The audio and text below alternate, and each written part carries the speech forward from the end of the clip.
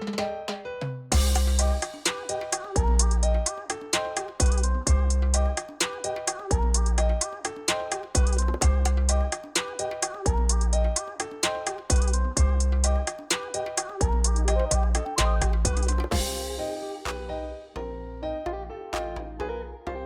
welcome to the show. Of course, this is This Week in Sports. I am your host with the most, host with all the podcasts. My name is Zach. Along with me, I have my partner in podcast, my hockey nerd, Nick. Howdy, howdy. And of course, as we talked about, we're in a little bit of a lull since it is the summertime. Some of the sports have cooled off, and some of it are in the midst of playoff runs and what are second halves of season. So things really start to matter here. I'm talking WNBA, MLB, and the PLL, both in their second halves here, where things really matter.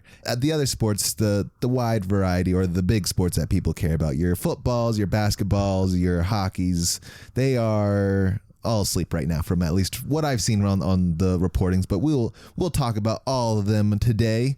Of course, last week, if you did not listen, we had a fun little trivia time, and trivia time turned into a game changer where we also have homework now. Oh, you want to start with homework? We can do that whenever.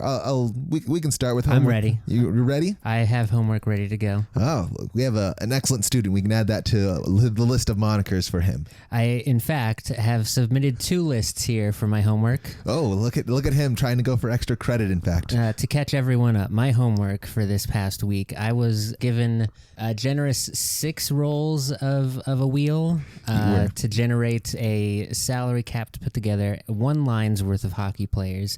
I ended up rolling a 21. I ended up rolling an 11 and then was given a generous extra roll where I got a 10. I forgot goalies exist. Yes, so my homework was to put together a line of 1 goalie, 2 defensemen, and 3 forwards for $21 million.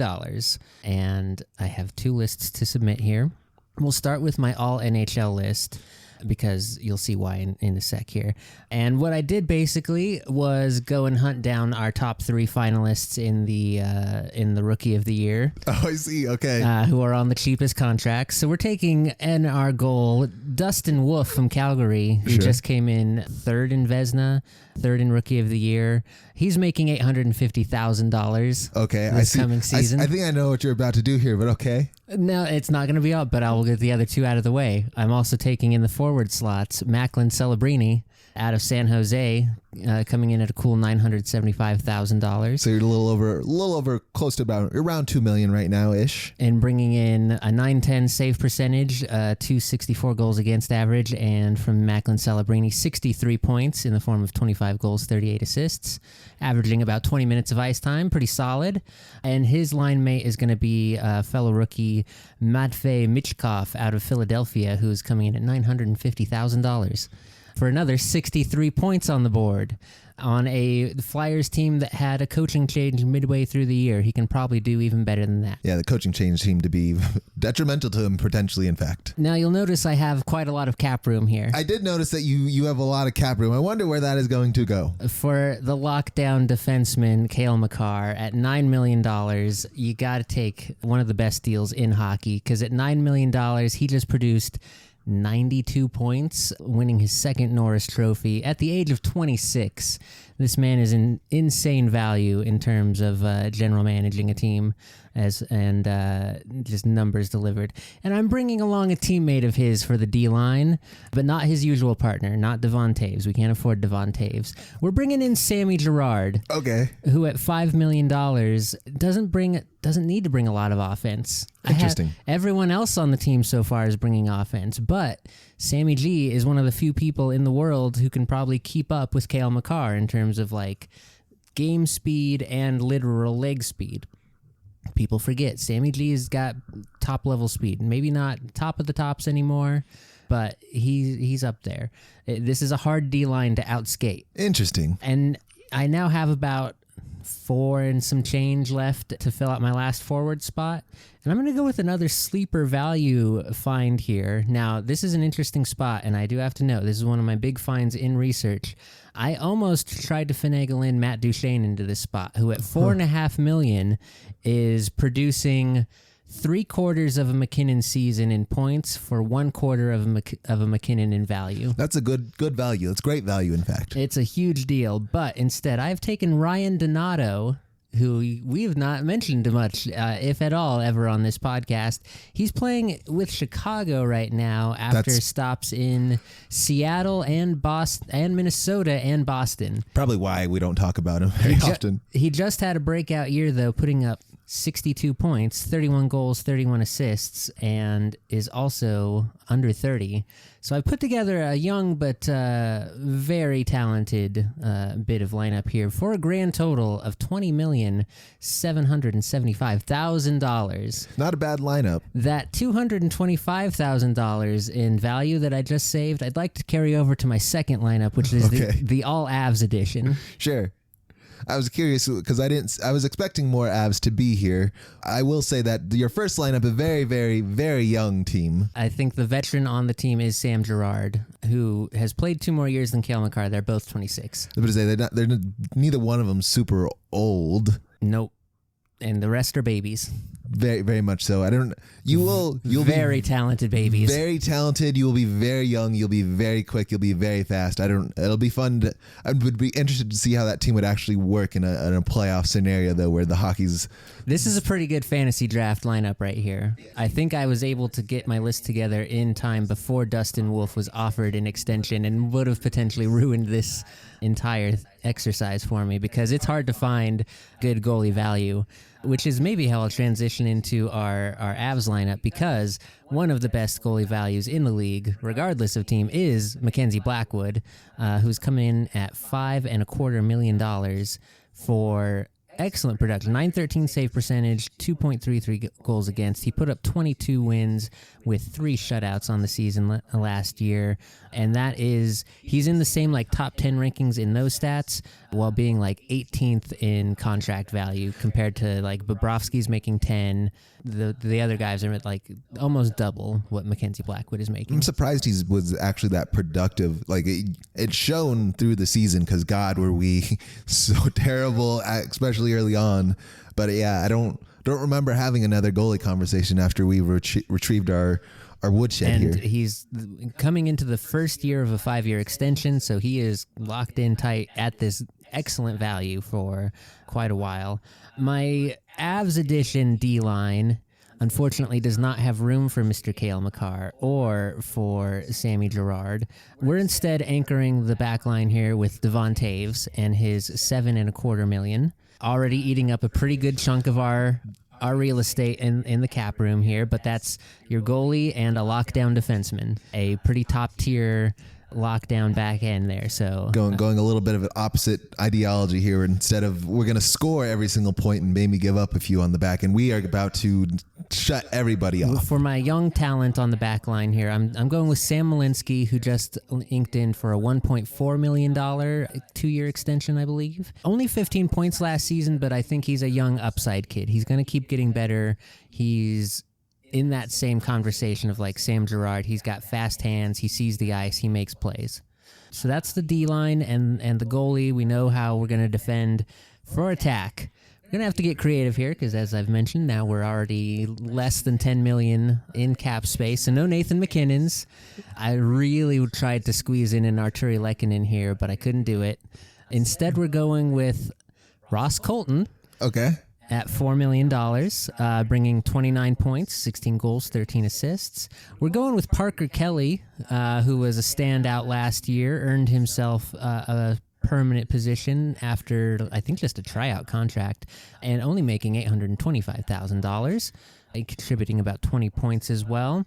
And then my number one man on this team, who I am using my leftover $225,000 to pay for because he goes just a little over our 21 cap, is Logan O'Connor. I knew he was coming. It was making $2.5 million, and that's still because what we're getting with Logan O'Connor is someone who's going to bump up huge in the playoffs. I was going to say, you are banking on this dude being McKinnon light, essentially. Yeah, essentially.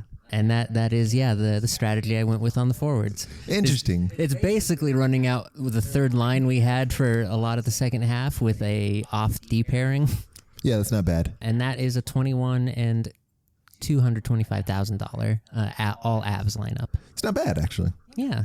So that was my homework assignment. I will say it was interesting to see how you went about this, because the person who I stole this from he had a little bit less money because his rolls did not. He rolled 3 zeros. In fact, Oh boy. Yeah. So that was not generous. So I think he ended up with 15 million, and his idea was he was going to create his team around Sidney Crosby. I considered a Crosby-based lineup as well. I thought that's what I was going to come into, because I feel like for most hockey fans and nerds, that's the ideal situation when you have a limited cap spaces. Sidney is just so good and he's efficient. A pretty team-friendly contract as well, but I invested that 8.7 into the 9 million of Cale Makar instead. Yeah, I do like the Cale Makar, and then we're just gonna run a bunch of young dudes out here and hope for the best here. We're gonna be young, quick, and fast, and then the opposite over here is we are really hoping that some of these Avs dudes are as good as they have shown, the highs of the highs. Their ceiling's real good. Yeah, it's a grindy team who's going to give you all effort, and that I love that out of them. The scoring results maybe not as. If you want to make it more efficient, is you have to add a goon onto your Avs roster such that Logan O'Connor can only score shorthanded goals the whole time. That is also a potential power up, and I didn't even mention in my analysis there the PK value that O'Connor brings to the lineup there. That's the thing. This team can play. Both sides, power play kill. They can do whatever. Swiss Army knife. How did you enjoy your homework assignment here, diving a little bit deeper into the hockey world? As I know we kind of mentioned before we got into this podcast, both of us have kind of taken a break respectively from sort of general managing sports. We've both been, I will say, mega nerds, delving into some more fantasy worlds and whatnot. But now we're stepping back into these shoes. How'd you find, like, researching some of these dudes, finding some new players that maybe we haven't heard of or mentioned on the podcast? Yeah, I mean, it was definitely a good sort of eye-opener for what the landscape is of value around there. You can definitely see, like, some of these guys signed these contracts like 4 or 5 years ago and thought they were getting a good deal and are now like the bargain bin contracts who everyone is like way leaping past. So yeah, the Duchesne revelation was kind of like my big takeaway of like, wow, he's giving Dallas quite the deal out there for the level. He's been producing 80 points seasons, basically a point per game for them for his entire tenure out there in Dallas. So yeah, that was kind of a like, oh wow, they're getting a good deal out there. There were definitely some other names that were on that list when I was sort of filtering through, and I will shout out the wonderful resource of Puckpedia for having a all contract-based database of these players, being able to filter them by points, by contract value, by years remaining, all that good stuff. Very helpful resource in this project. And yeah, I mean, there's definitely some fun limitations with the number value and then just trying to fill out one line. So yeah, I'm definitely looking forward to flipping it back on you come quiz time later on. Oh boy. Now that we have sort of you in this mode, I think it'd be a good time to talk about the NHL, and so we can talk about your Avalanche, who are still making moves during this offseason. How are we feeling now with these glasses on, or sort of these revelations that we've had after this homework assignment? I mean, the current Avs management philosophy has been, it is better to act now and make these moves. Like, you know, if it's not working now, we're not going to wait and see if it gets better over time. We're going to go find other proven quantities to get the results we're expecting, essentially, which has seen a pretty huge turnover of the faces and names that we've seen across this era. Basically, only 3 or 4 guys left from the Cup lineup now, and it being those mainstay names: the Landy, McKinnon, Makar, Girard was there, Chushkin, Val O'Connor was there. Yep, LOC. Yeah, I think that's it. The goalie rotation is completely different. Josh Manson was there.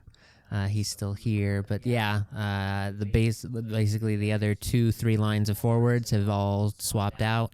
Speaking of which, we did make an AHL level trade this week. That not a huge. The biggest note on this one is that it was a former first round draft pick that we are trading. Oscar Olesen, who was our 2021 first-round selection out of the Swedish junior leagues. He had a pretty good first year and then not so great second and third years. He was looking for a bounce back and is going into the last year of his sort of rookie years. So what we've done is a sort of trade of scenery trade with the San Jose Sharks for their young Daniil Gushkin, who this is kind of a win for us. He has an extra year left, so we don't have to worry about extension talks with him. We get to just kind of see what he can do for a year. Has already put up better numbers at the AHL level than Olason did, and is just like 1 year older than him, I think. So his timeline is maybe a little less going, but it has a lot more positives in terms of like team control and that sort of favorable cap number, and has already shown in his stop in the Quebec Major Junior Leagues, he put up a 70-point season in 40 games played, so there is definitely a higher offensive upside potential with our new Daniil Gushkin. I remember the name here in Golinson, but I haven't heard about him since I think he probably got drafted. He's made about 6 call-up appearances over his 3 years in the organization at this point, so we've seen little glimpses of him. In that time, he had not put up any NHL points. He was plateauing around the 25, 28 mark in the AHL, so I'm going to go let San Jose see if maybe a change of scenery helps him out, and we are getting a little maybe older prospect who we have to make more decisions on sooner, but potentially have him for longer in control and with a higher ceiling, I would say. Do you think we will see him at all this season? This is kind of bound to happen, injuries and whatnot. We see a lot of the AHL people, our Eagles, come up and say, hi, howdy for a game or two, perhaps. Based on what we saw last season, yeah, almost certainly he will be one of the guys to be on that call-up list. Depending, almost more often than not, they like to go with the hot hand coming out of the AHL who's been playing really well, who's on, producing points already. So if he gets on a little tear, we'll definitely see him sooner than later. But there is, very certainly going to be some of those AHL borderline guys competing for some of the fourth line spots still. We have, I believe, about $3.25 million left in open salary at the moment, and still are at 21 of 23 official roster players. So that's those last kind of, what would that be, 15th and 16th forward spot that need filling still. And if you can do it with the cheap young kids, that is ideal, as I have demonstrated in my GMing. It's much easier if they can just make a rookie pick of the the year. ones that are going to be breakout stars. Easy. Obviously, that's easy to do. No problem with that. I'm sure it's never led to anyone getting fired or losing their job, especially in the GM world. I can't imagine why. Any other hockey news to share with us before we move on here? Yeah, just one other little note that concerns our hometown Avs, and that is that our glorious coach, Jared Bednar, winningest coach in club history, is snubbed once again from the Team Canada coaching staff for the Olympics. Don't know what Bedsy has to do anymore. He's won the championship at every level of pro hockey now, and is the only coach to do that in history. And yet, for some reason, still no... I think he got nominated once for Jack Adams, which is Coach of the Year, and otherwise never gets mentioned for the award. And I guess you can't win Coach of the Year if you have Nathan McKinnon and Cale Makar, I guess, but it still seems like, they didn't show up. Like, Nate didn't pop off until Bedsy showed up. I don't know. That does seem like, for him in particular, he's a very polarizing kind of guy. You either like him or you hate him for the most part, because even here in the Great Mile High State, we're very fickle on how we feel about Bednar. Some people love him to death and love what he does and thinks that he's doing everything right, and some people just want to remove him immediately. I mean, he's been around for so long now that it makes sense. He is, I think, now second or third most tenured coach in the NHL. That's how much turnover has happened since he took over in 2017. The longest tenured coach in Colorado, I think, right now. I think so. He's on like the top 10 list of been in his job the longest in coaching, because there's just been so many changes in that landscape over the years. But I mean, I'm definitely on the pro Bednar camp, especially because there's very little in the way of upgrades. It's not like there's ex-coach floating around out there who I'm like, yeah, obviously that would be an upgrade over who has proven to be the best. I mean, I don't know if they're like from what I've viewed through the NHL, which is not a whole lot, but I don't know many coaches who are better than Bednar. I think just from a strategic standpoint overall and the way he manages his team and guys, like I like the way he handles everything. It's the coach I would want to one, have on my team if I'm the owner, and two, it'd be a coach who I want to play for. Like the Avs system has sort of become the power play that gets run around the league is based on what the Avs were pioneering 5 years ago under Bednar. Everyone does it that way now, with the bumper passing and the low to high. And shame the Avs didn't do it that way last season. That's part of the change up happening out there. But as someone who was still, paying attention to what was happening under Coach Waugh, the weakness of the team had still always sort of been the defensive side. It was like, we have so much offensive talent, but boy, oh boy, please get me 6 players who can play some defense. And now we are one of the deepest and strongest defensive cores in the league year after year. I mean, it helps to have found a Cale Makar, but even before then, when we were relying on Eric Johnson, it was still a better system with the same pieces under Bednar than it had been in the years before. So I will always be a Bednar fanatic, and it is wild to me that he has not gotten at least a nod from Team Canada for any of them, like any of the international tournaments, any of the Olympic stuff. I don't know what else. Like he must not be one of those like networking savvy guys. Possible. I don't know what if it's up to him to, like, if I'm going to be the coach, I want to be like the head coach or what anything, or if he's okay just being sort of an assistant on that he's super team. He's a Canadian. He's not going to be that egotistical about it. Not out in the public, but maybe there's some conversations behind the closed doors. But also, do you want to coach on these Canadian teams out here doing all the scandals in the world all the time? That's the wild thing to me, is that the Hockey Canada, for all the turbulence it has gone through in this last year or so and lack of success, getting knocked out at the international tournaments in the post-NHL season, especially with McKinnon and Crosby and Fleury playing for you unexpectedly. Couldn't take that one home, and they lost at the Four Nations. So a rough year for Team Canada, who for whatever reason stubbornly insist on continuing to do the same thing over and over. They know the best. It is their sport. There's no one who could tell them any different. Apparently. But that was the only 2 big notes out of the hockey world this week. Continuing on our off-season streak here, we'll talk a little bit about the NFL with some news here. First one we'll touch on is the Bengals and Shamar Stewart, who we talked about some weeks ago, where the Bengals added some extra fun little clauses and whatnot, and they had to clarify that the clauses they added to his contract were basically, hey, if you go to prison or do something bad, your guaranteed contract is no longer guaranteed, and which is actually, oddly enough, the first time it's ever happened in the NFL. And he was like, don't know if I like that as much. Yeah, it's a little bit of a I can see why the league wants to start, like why the owners would want to start trying to get that language in there.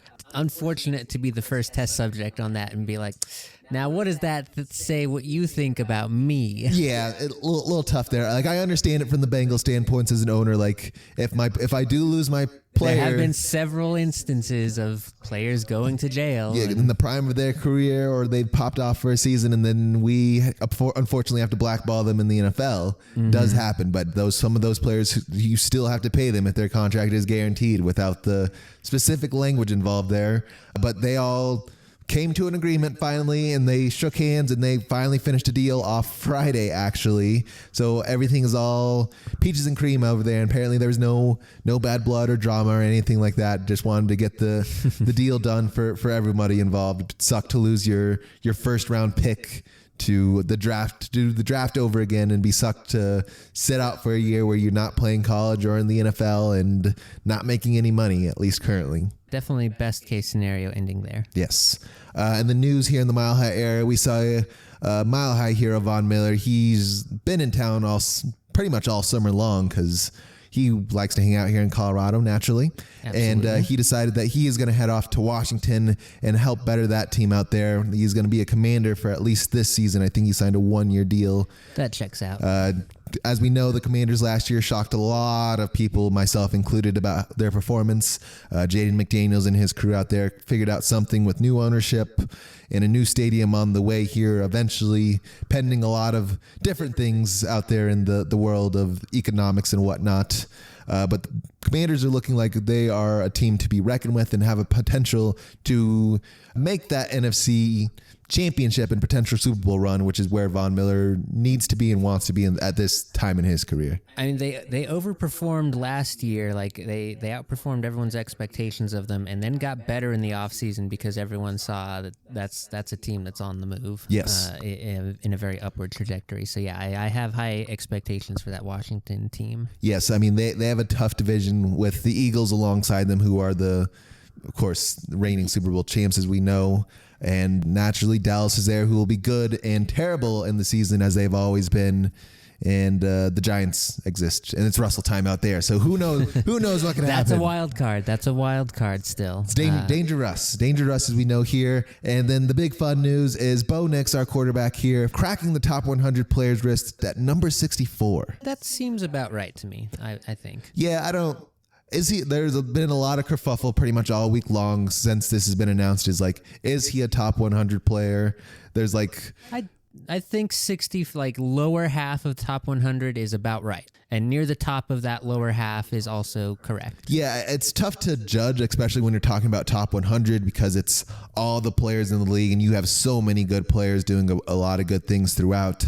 Unfortunately, though, there is a position, the quarterback, where there's only so few of, and there are only 32 starting spots. So I would assume that. And Bo was definitely top half of those last year. Yeah, he had a pretty amazing rookie season, I think, from everyone's eyes. He outperformed what I expected of him, and I am happy to have him here, and I'm much more excited for our future going forward with him on the team for sure. By the way, did you see what number Von's wearing out in Washington? Is he gonna? I did not look. He's between the 40. He's like 40 and then 58, or his 40 numbers. and 58 are the only two he's ever worn in the NFL before. He is going to take up the mantle of 24, a la Champ Bailey. He had I caught a clip of it earlier this morning about he was explaining his thinking behind that, and it was an ex high school teammate of his who got into an accident or something, couldn't play anymore.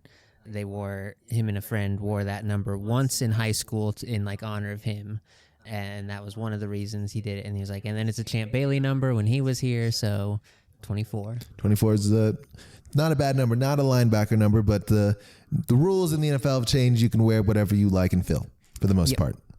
Anyway, continuing on, let's talk about the summer sports now. It's bright, it's sunny. Things are all so great outside. Let's talk about those Rockies. Okay, let's talk about the Rockies and the tale of two Rockies teams that we got to see this week, because we had a big event happen about a week ahead of schedule, right in the middle of the week here. But coming out of the All-Star break, our Rockies looking like a different team out of the gate with a little bit more health, and taking the first two series, 2 out of 3 games in both. We took the first series against the Reds that we covered last week. They did end up losing that last game 7-1 that we were in the middle of coverage of during the recording. And then they went on to take 2 out of 3 from the Cardinals, who were coming to Coors Field. And then we had the big news of the week that the Rockies had made a trade with the New York Yankees. Feeder team. Can't beat the allegations. Ryan McMahon, our stalwart third baseman, and what should have been anchor of our infield for our resurgence here, is going to the New York Yankees to... They are so desperate for anyone who can play defense out there. The Yankees completely forgot how to play baseball after the All-Star break, have come back out as one of the sloppiest teams in the league. So they have gone ahead and pulled the trigger on getting Ryan McMahon. They sent 2 pitching prospects back to us who are going to be minor leaguers probably for at least another year or two before we see them up in the big. So we'll talk about them when they need talking about. Coming soon. I predict that we will see them, I think, unfortunately, sooner than later with how our rotation, because I'm pretty sure both of them are starting pitchers as well. And almost certainly, yeah. And yeah, this is kind of been the, I think, lesson of the year, and the thing that we're trying to solve is who is going to be in the rotation moving forward. Coming into the season, it was for sure Freeland, Marquez, Senzatella, and then question mark, with those two question marks getting filled by a rotation of guys who may or may yet become part of the quiz. We never know on how close you're paying attention to all the pitchers we've ever fielded. I mean, it feels like we bring a new one up every week right now. And we continue to do so. But now that Senzatella spot, I think, also becomes a bit of a question mark. Despite the contract. He is getting lit up consistently. It was rough. So we made this Ryan McMahon trade to the Yankees. He goes out to their series against the Phillies. Does not start game one of their series. He made his debut on Saturday. He did collect his first hit as a Yankee and made his first good defensive play. And watching this replay with the Yankees broadcast on it, they were so desperate for anyone who can play that position well. Because we're pretty spoiled out here in Rockies land as far as highlight third base plays over the last decade. We have been fortunate enough to field very good infielders on the left side of the infield and seen a lot of really good plays. So this one I would say was maybe a 7 out of 10 difficulty level. It was a good dive. It was right down the line. And then a solid, you just hop up and throw, and it was an accurate throw. Nothing acrobatic about it. It was just a solid play. These guys were drooling over this play like it was one of the best things they'd seen all year. So I think Ryan McMahon's going to flourish well over there in New York, hopefully. And he doesn't have to worry about being one of the major sluggers on a team with Giancarlo Stanton and Aaron Judge in the lineup. Although Aaron Judge is not in the lineup currently. He is injured. I am curious if they'll be like, can I have do you have my old friend back there? Where's DJ at? No, DJ got cut. Poor guy. Yeah, the timing was unfortunate. I would love to see the call between the Rockies manager and the Yankees. They're like, we will give you Ryan McMahon, but can we have some pitchers back? And sure. It's I have this guy and this guy. He's do you have anything in a lefty and a righty, perhaps? Yeah. Do you have one of each? We'll take, the best ones of any position we need to fill. Yes, which is always pitcher. So, that was the big lineup shakeup of the week. That came on Friday as the Rockies were traveling out east to play the Baltimore Orioles for 3 games. And the first game went pretty well. It was a tight game, but the Rockies did prevail 7-6. Taking that one very close down to the wire, but able to shut the door finally after a scary bit of home run derby. I believe we had 6 home runs between the two teams on Friday night, and that one was a close contest with our wild new lineup because guys keep coming off the injured, on and off the injured list faster than I can keep track of. So Ryan Ritter was my first assumption for who was going to fill the third base spot with McMahon being out, but he's injured. He broke his finger sliding into second base, apparently. Got to wear the glove. I guess that did not work out for him, since we're probably going to miss him for a few weeks now if it's a finger thing. Those little bones take so long to heal. Oh, and then we have a call-up now, another first base prospect. His name is Warming Barnabel, which is a new one for me, but a very baseball appropriate name. I was going to say, that sounds like a baseball guy. Sounds like a dude you created in the show. One day you will get a quiz of, is this a real baseball player or did I make them up? Fair enough. But we'll ramp up to that difficulty level. So that was the Friday night game. Saturday, the Rockies looked like their old selves, the bad selves, the start of the year selves. Senzatella start. A Senzatella start, and everyone who came out of the bullpen behind him also had one of their worst days of the year. It's contagious. A 9-run 7th inning led to a Baltimore franchise record 18-0 shutout. 18 runs the Baltimore Orioles scored across another 5 home run game, all of them for them, obviously. And the Rockies were held to 2 hits. Things are going well. So pretty absolute drubbing on Saturday. And then we do have our Sunday game in the books already. East Coast time and all that. They started early today, and the Rockies dropped the series, a 5-1 defeat on the getaway game out of Baltimore, and not really ever close in the portion that I was watching with our grandparents. We got a couple base runners, and they never advanced past second base, and you can't score that way. Well, not traditionally. Anyway. Not traditionally, that's very true. In fact, we saw a player score from second base on a passed ball to score the 5th run of the game today because the pitcher just decided not to. He watched the runner turn the corner at third base and start running to home and just didn't go to cover the plate. So the catcher retrieved the ball, turned to throw, and there was no one to stop the man at the plate.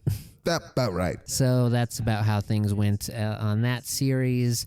The Rockies are still out east for another 3-game series next week against the Guardians, and then we'll be back home for a weekend set of 3 with the Pittsburgh Pirates coming to town. We'll see if we get to see Paul Skeens in that rotation, but we have not generally been lucky enough to get the stars of most teams. I mean, should we ever? It's good for the game, technically. Yeah, but and I'm pretty sure we did surpass the White Sox also as being one of the worst team up to this point in the MLB as well. Maybe. We're still on pace. I think we have to win 42 games still in the second half to not be the worst team of all time. And that's a pretty tall order. That's a lot of games. So That's like half the games. This week's results were, we went 2-3, 2-3, and 1-3. So 7-9, still a losing record. 5-9. Okay, even worse. Yeah. Very good. So yeah, that's the team forecast. We had a nice bit of momentum out of the break. A little kind of the All-Star break kind of always does that, where some teams take to the break really well. Some teams, it's the worst thing that happened to them all season. The Yankees definitely did not enjoy the break. They came out very sloppy. The Toronto Blue Jays are one of the hottest teams in the league right now, have taken the top record spot in all of the league. Haven't mentioned them much yet this year, but they have Dante Jr. out there. Yeah, Bo Bichette. And Vlad Jr. too. He is Vlad Jr., in fact. Yeah. So, I mean, that's always a fun lineup to keep an eye on, but I don't think they've had much pitching out there. So that's kind of the forecast around the league. Rockies still, what are we at? We've recently been trending at about 33.5 games back, and that's exactly where we are. Still, 33.5 games back out behind the Dodgers. Anything is possible. Yeah, but some things are more likely than others, and I do think we are still on pace to be that worst record of all time. That feels about right. Continuing on to our in-season sports here, we'll talk a little bit about the W. The W is, as we know, last weekend we had All-Star break, and this week they started back up again. They started on Tuesday. They got a one-day break. They said Monday you can have off. Tuesday we're back to playing games. This week, though, we've had a couple little bit of different shocks. First, the Sparks. LA Sparks are undefeated on the week, 3-0, beating the Mystics 93-86, the Suns 101-86, and the Liberty 101-99. Ooh. Darcy Hamby, Rakia Jackson, and Kelsey Plum, of course, leading that Sparks team.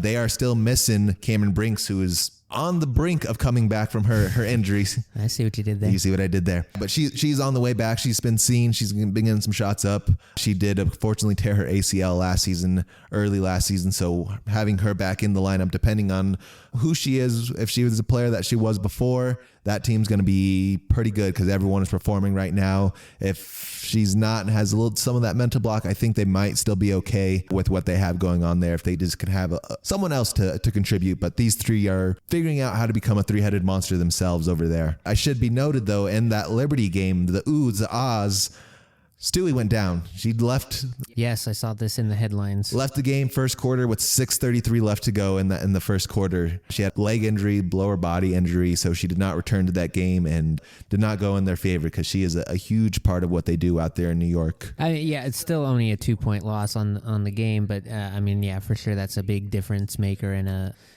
that's a big talent piece to lose off of the team. But really, it's like the difference between a 2-point loss or a 13-point win, which is insane to think about.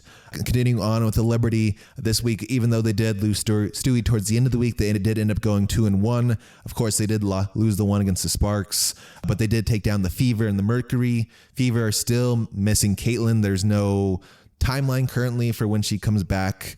And the Mercury, as we know, have been hot, have been kind of up and down, and they were able to take them down. It should be noted also that the Liberty have no rush for Stewie. They're not going to rush her back from what we've heard. It's not a super serious injury, but they're going to let her take her time and rest and make sure she's back to 100% because they are still pretty good with their standing in the playoff race, at least currently. Yeah, I have to imagine Liberty and Fever kind of both on that same mindset for their star players where it's like, let them take the time now in the regular season, be ready for playoffs, let the injuries fully heal up. We don't need to push anything right now. The Fever, I obviously wish they were in a little bit more comfortable position like the Liberty are, but I think the way they've retooled things, they would ideally be competitive enough to stay afloat while she's on the bench. And they have shown to be that. They have been competitive. I did not check what they've looked like during this week, so we'll do that real quick. But with Lexi Hull and Sophie Cunningham out there sort of adding on to what Caitlin Clark did, always good, but they are still, like you said, they are not nearly in the spot the Liberties are because slightly two different teams, at least what they have going on. But they do have some hopes in the playoffs, and I think they are banking on if we can get Caitlin Clark healthy towards the end of the season, we can have enough time to make a big rush if need be and sort of knock out anyone who is still in our way. The biggest thing in these long seasons is getting hot at the right time, and generally that's right before and leading into the playoffs. Yeah, the Indiana finishes 2-1 on the week, actually. In fact, they took down Chicago and Vegas, and of course they lost to the Liberty themselves. When Aces having a rough week. Aces are having a little bit of a rough week. They're coming kind of a little bit of that slump. Aja's not playing nearly as good as she did right before that All-Star break, so I think they're in a mode where they kind of need to get things sort of going once again. The Aces this week, I think, are going to be sitting at 2-2, I do believe. They've played the most games this week. They're currently beating up on Dallas 99-80 in regulation. Currently, Vegas did lose to Phoenix. They lost to Indiana. They lost to the Lynx, who we'll talk about here in a second. So they might be sitting at... that's going to be tough. They're actually 2-3 on the week because they did beat Atlanta and then they've lost up until today, pretty much. Oof, yeah. So tough sleddings. On the bright side, though, for Vegas, they are still sitting in playoff contention. They are holding on to that 8th spot. Okay, I was going to say it can't be too deep in there, but yeah, the 8th spot sounds about right. Yep, they are right there on the bubble, and we'll talk a little bit more about what around that bubble looks like. But before we do so, we'll be amiss here if we didn't talk about Collier and her Lynx, who once again go undefeated this week, at least up to this point. They took down the Sky 91-68, who the Sky once again are trying to figure it out. They just got Angel Reese back once again and trying to get her back in the motion of things. And of course, taking down the Aces 109-78. Collier, of course, leading scorer, and she is looking like the surefire MVP currently. Nothing and nobody is going to stop her. No one else has been healthy enough, long enough in this season to really compete at this point, unless I don't know. No, there's no, like, Aja hasn't been healthy enough. She's been up and down, and she's struggled in some games this season. Yeah, literally everyone else has had some time off with injury or something. Yeah, Clark would be maybe the other one. She's the fan favorite, of course, the one to keep eyes on, but she's been hurt. Stewie's just went down again, and she hasn't performed like Collier. Collier is the only consistent one that's, even win-lose, she has been producing 20 night plus after night. points and is carrying her team to the promised land once again. Of course, the Lynx, to their name, currently I do believe only have they have 4 losses total on the season, 22-4, which There's not many teams who could say that in any professional sports league. Like 4 is the winning odds there are crazy. Yeah, seems like a slam dunk. We will for sure see them in the playoff race. And of course, Golden State Valkyrie, who are right behind the Aces, won a couple games now. I do believe it's 2. The Valks, I think, they did not play again today. So they are 2 games behind Vegas after Vegas wins their game right now. The Valks did unfortunately lose their leading scorer and leader, Kayla Thornton. They had an earlier practice Monday, and apparently she tore something in her knee, had to go get surgery, so she is done for the season. Yeah. We'll see what they can do with the rest. They did go pick up a couple people to hopefully fill the void that Thornton left, but we'll see. I don't know what to expect. Like I said, they're the unknown commodity of a team. They are a fairly balanced team, so can they make up for Kayla Thornton? Can someone pick up the slack?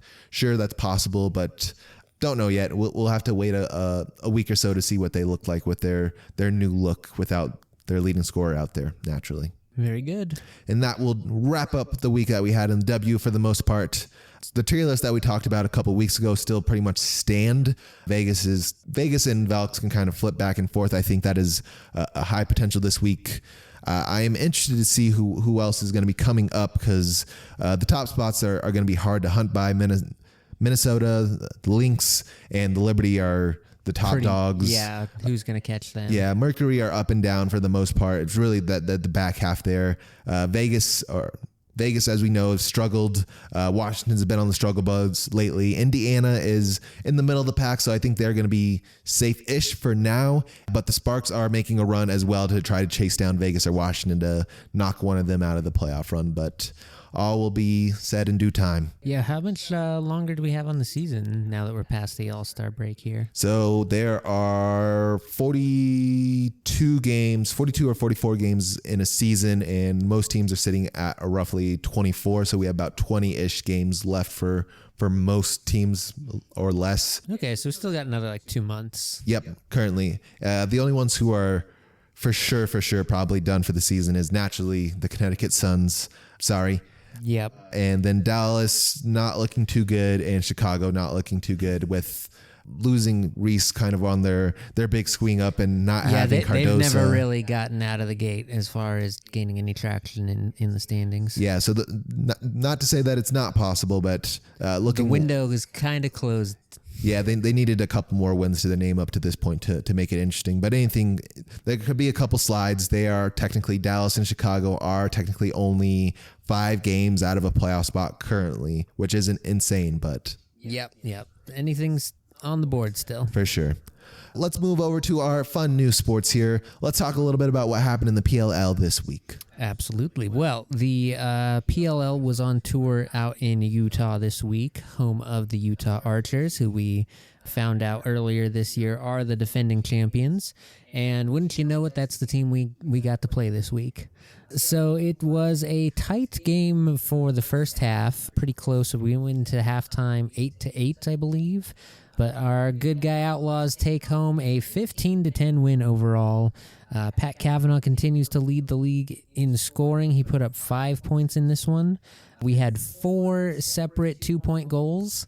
So a very strong showing from the Outlaws offense behind what was maybe not Logan McNaney's strongest game in his young career so far, but the offense was more than up to picking him up beyond a few maybe softer goals that he wishes he could have back. I also did see that there was a skirmish during our game as well.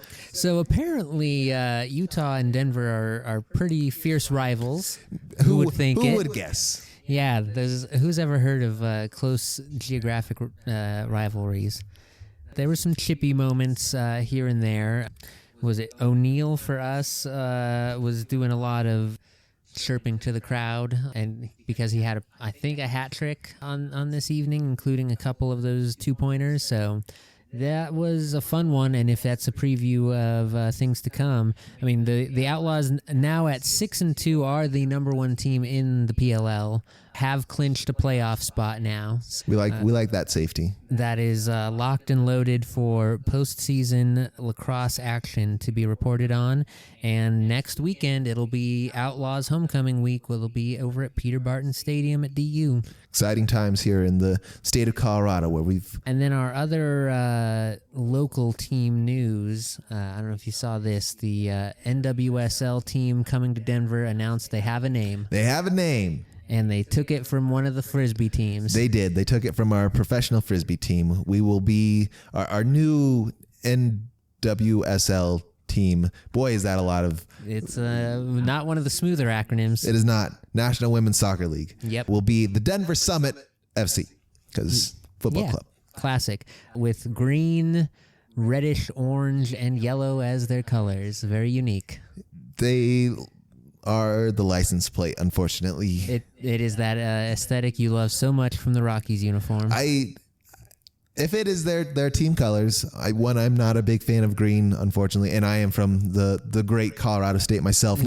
Love painting that forest green on everything. Yeah, not a huge fan of green myself, but hey, forest, mountains, green, sure. I'm all for it if that's going to be the team colors. If you are black, purple, and silver, and you are wearing green jerseys or whatever the sunset threw up jerseys, I'm going to be against it a little bit, slightly. That checks out. Yeah, so the Summit name was relinquished by the UFL, the Ultimate Frisbee League, and the Colorado Summit, who are currently in the playoffs. Very, very good team. Yeah, getting ready for a postseason run here. Will go ahead and run their own fan naming poll contest to see what they should rebrand as for next season. I'm so excited. I will say that's a pretty tame name for the Ultimate Frisbee League. I think they could go a little weirder. I think that's probably the way that they will go, especially with the fan vote. And if they are going to let their fans vote, for sure it's going to be something a little bit more in the outer worlds. I'm looking forward to it, and I will keep us posted on when that poll opens up and if we can skew it in any possible way. I don't know if we're going to need to. I mean, 2 votes can carry a lot of sway in these small team dealings. Yeah, they really do matter. It is crazy to think that the Ultimate Frisbee team, I will say, was very nice. They were like, yeah, you will take our name, and because I'm sure they trademarked it and everything smartly. I'm very enough. curious if there was some sort of like quid pro quo that wasn't announced. I'm sure there was a deal of some sort made such that some sort of like, hey, we'll do some cross promotion maybe for freebies. Something, or I think the owners of the NWSL team are a little bit more financially set than probably the whoever owns the USFL. There is definitely team. more money in the soccer league than the UFL. Yeah, that if it's franchise. What is a cool little maybe $500K or whatever to take a name and trademark or whatever. That will help them pay for brand new uniforms next year. They're gonna need it for sure. Absolutely. Anyway, is there any other sports news that I did not cover or talk about that you wanted to cover before we head into our quiz? I think that was all the news that I remembered to catch. Oh, no. There's one more baseball note that I almost forgot. Let me pull up his name. One of the rookies for the Oakland Athletics, even though they're not called Oakland anymore, everyone still calls them that. They are the Athletics of insert here. Yeah, had a historic all-time I saw this offensive game. He went 6 for 6 with hit 4 home runs. 19 total bases or something, with 8 runs scored. Literally tied or set all the franchise records and the all-time records. He was about 3 feet away from breaking the record for most home runs in a game. No one's ever done 5 in a game before, but one of his doubles was about 3 feet short of clearing the wall as well. I am curious, So yeah, that needs a call out. Nick Kurtz, that's his name, and I'm sure, yeah, if you've been paying attention to highlights, he got a bit of his due on Friday because it's one of those things we talk about. The game is, for as long as it has been played, we keep finding new things in it. So, and that's one of them. 6 for 6. Good for him. Did not hit for a cycle though. Not get a cycle, did not have a triple in there. He had a single, 2 doubles, and the home runs. He's like, can one of mine, can I stop here? No? Yeah, that's always the trickiest one, too. But, that I did want to make sure we get in before we step away from sports this week. We're not stepping away. We're stepping more. True. We're stepping into the depths of the unknown, stepping into the depths of whatever this sports quiz may be. That's true. Oh, one. Oh, I'm so excited here. I feel like I have made a mistake in opening. Do you know how you open some doors and you never know what's behind that door? Yeah. Yeah, I'm worried about what door I have just opened into the realm of. Absolutely. Well, before we get to why I needed the prop, we'll get through the more traditional aspect of our quiz.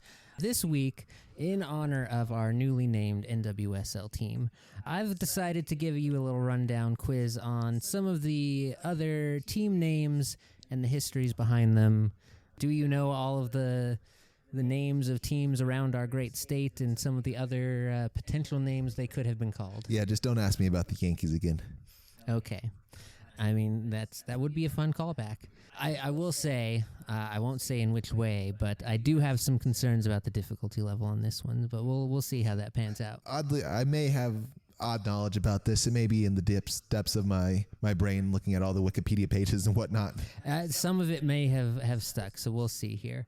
I've got 5 questions, a bonus point at the end, and then we'll get to the props. Mm-hmm. Starting off with the easier side of things, true or false?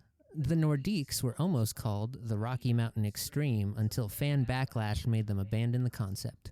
When the Nordiques were coming to town, they were going to be called the Rocky Mountain Extreme, and then everyone heard about it and said, absolutely not. So this is the got to think about the time period here. It's the 90s. Mm-hmm. That is a very important factor. The 90s are mid-90s. The mid-90s were very extreme. I could see a potential if we look at Nickelodeon back in those days. In fact, the names were very extreme and cool, and it's supposed to be very Yep. Is it possible though that I don't know that feels false because it feels too much for a hockey team. It just feels, if you own a hockey team, it feels like you have to be more proper. You have to be more tame. The extreme is too far out there for me. Well, that is what everyone said, because that is a true fact. The ComSat Entertainment Group had drafts in plan for the Rocky Mountain Extreme because the owner had grown up as like a ski bum, and the X Games had just been a thing. Yeah, I was worried about that.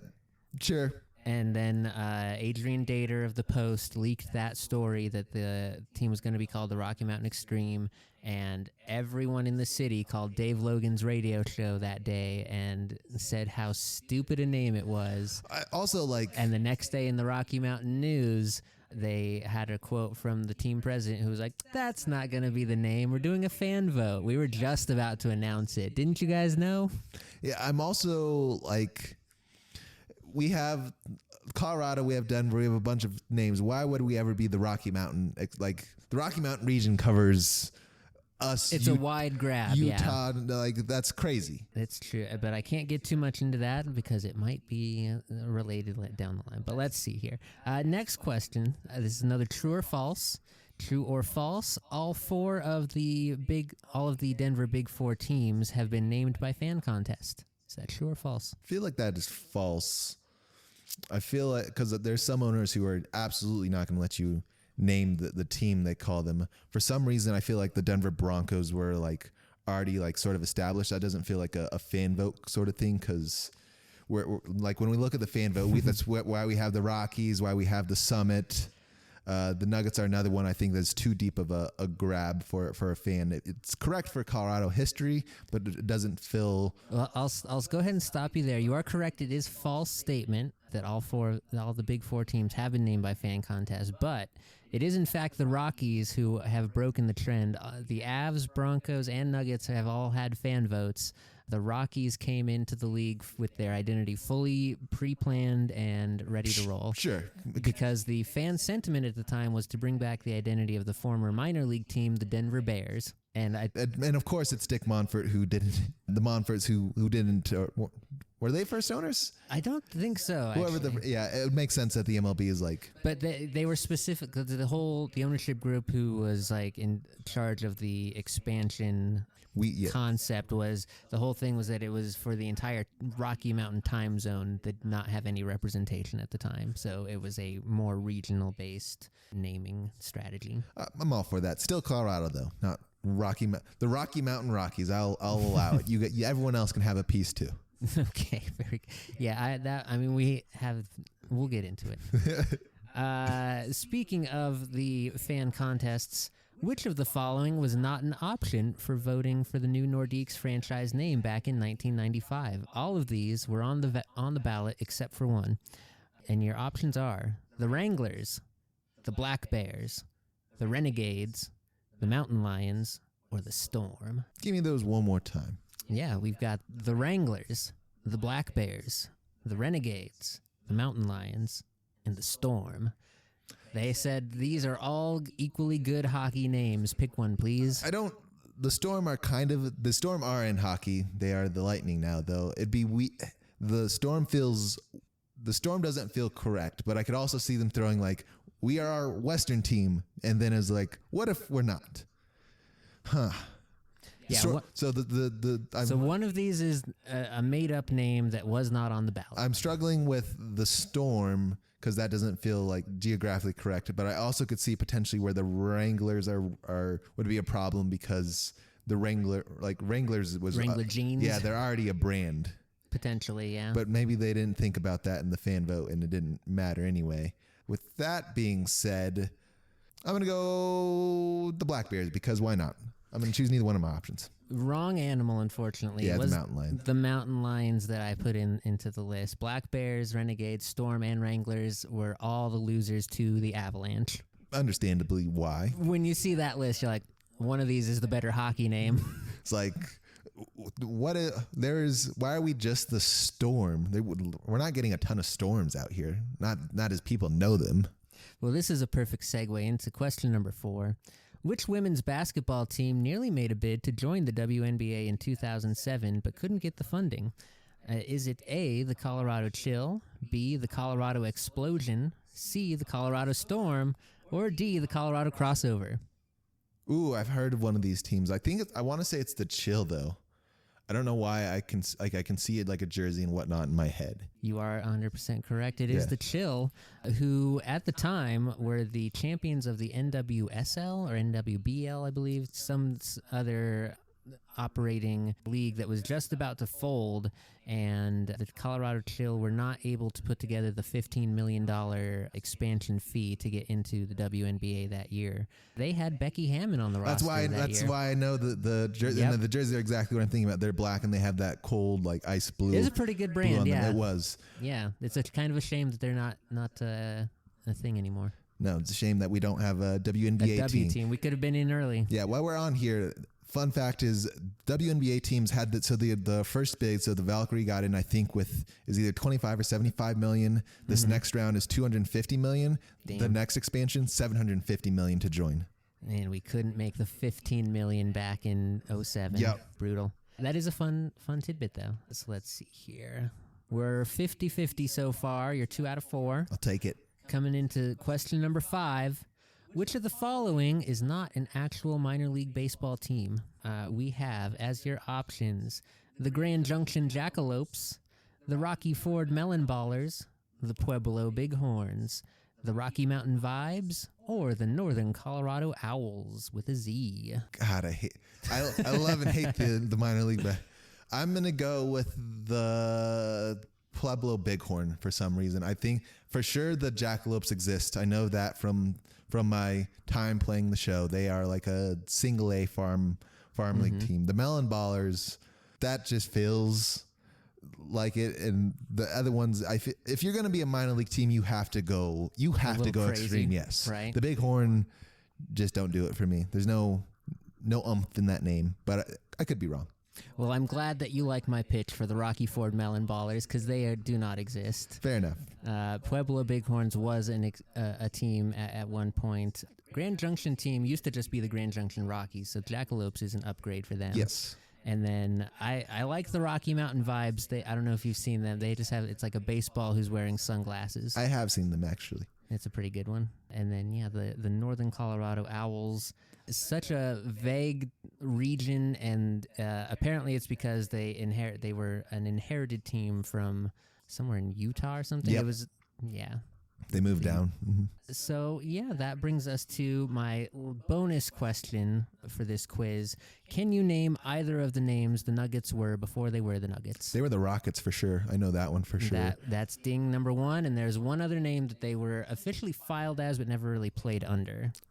I don't know what the other one would have been. Like, I feel like it was like similarly based to the Nuggets, but I know officially, and I know that from the Wikipedia, it's only ever been like they are the Rockets, who are oddly in Houston now as the Rockets, and we've had the Denver Nuggets, who are the ABA sort of. The Rockets, knowing that they were about to merge with the NBA, who already had a Rockets team, were like, we will preemptively rebrand so that there's no confusion here. The other one would be, I couldn't even guess. It'd be like a Panhandlers or something like that, something weird. It was the Larks. Interesting. It was going to be the Denver Larks, but that original lineup couldn't get funded properly, so then the owners that bought it had a moving company or something that was like the Ringgold's Rockets, and that was why he named the team the Rockets, so it could share the branding with his other company. His other venture, yeah. Yeah.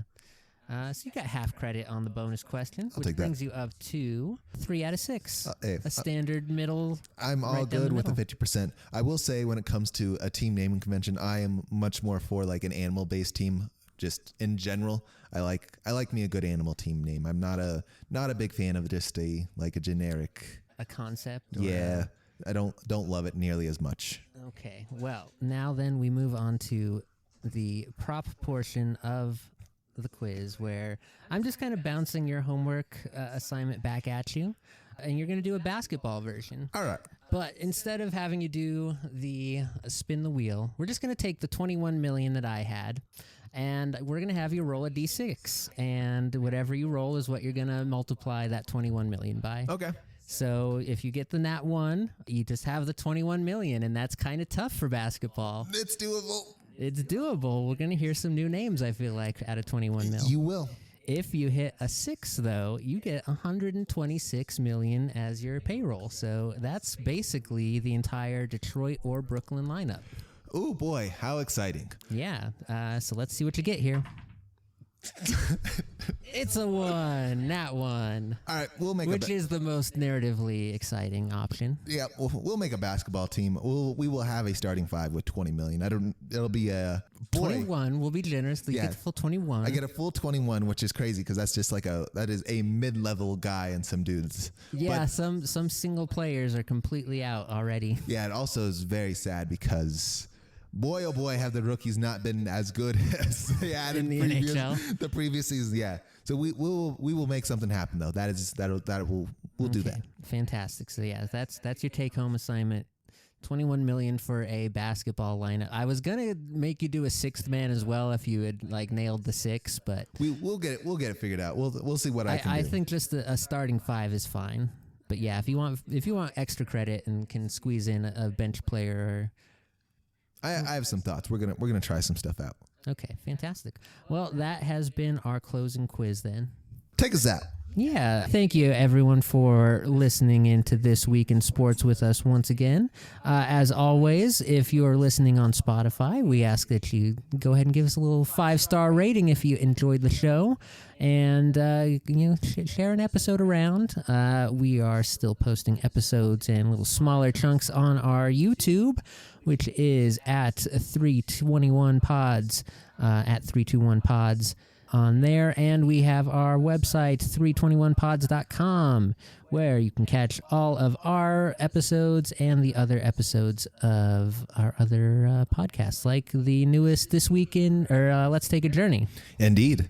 That's the new one out, where we get to continue hearing about our grandma's life story. Yep, and other life stories as we continue on. There's already a couple more out there, and I need to sit down and figure out some other people who need to be on and have a conversation. Very good. So all that good stuff that you can keep abreast of on the website, 321 Pods, one more time.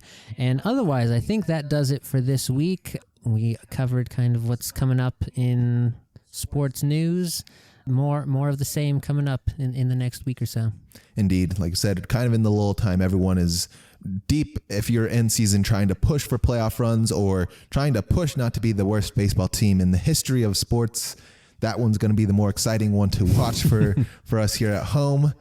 Other than that, we will see you guys next week, and I will have some lineup I'm going to throw out here with 1 million.